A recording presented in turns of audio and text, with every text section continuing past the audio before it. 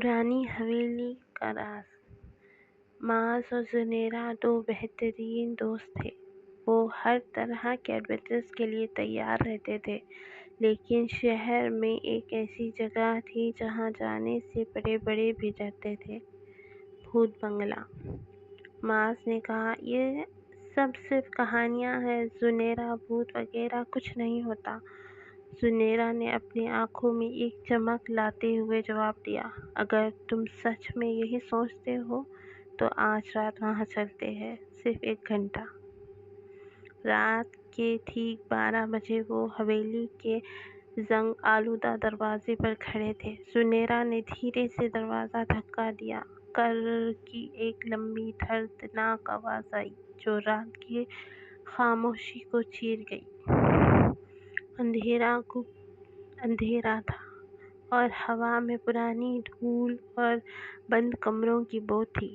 ان کے ہر قدم سوکھے ہوئے لکڑی کے فرش پر چر چر کی آواز کرتا تھا جو خاموشی کو اور بھی ڈراؤنا بنا رہی تھی۔ اچانک ان کی بالکل اوپر کسی کے رونے کی آواز گونجی۔ آہ! وہ آواز ایسی تھی جیسے کوئی بہت تکلیف میں ہو۔ معاذ کا رنگ پیلا پڑ گیا۔ چلو معاذ، دیکھتے ہیں۔ زنیرہ نے سرگوشی کی، لیکن اس کی آواز میں بھی تھرتھراہٹ تھی۔ وہ سیڑھیوں کی طرف بڑھی جو اتنی پرانی تھی کہ چڑھنے سے بھی ڈر لگ رہا تھا۔ ہر سیڑھی ان کی آواز سے چیخ اٹھی۔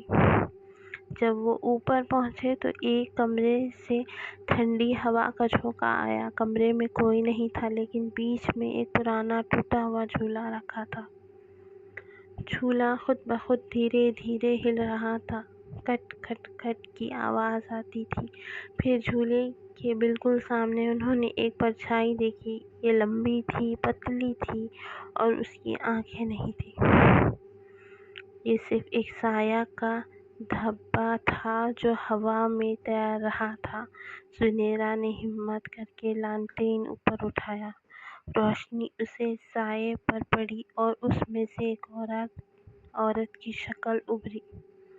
اس کا چہرہ دکھ اور بے چینی سے بھرا تھا۔ ان دونوں نے ایک دوسرے کو دیکھا۔ بنا ایک الفاظ کہے وہ وہاں سے بھاگ کھڑے ہوئے۔ انہوں نے حویلی کو پیچھے چھوڑ دیا۔ اگلی صبح وہ مسکرا رہے تھے، لیکن ان کی آنکھوں میں وہی خوف ہمیشہ کے لیے پڑ چکا تھا۔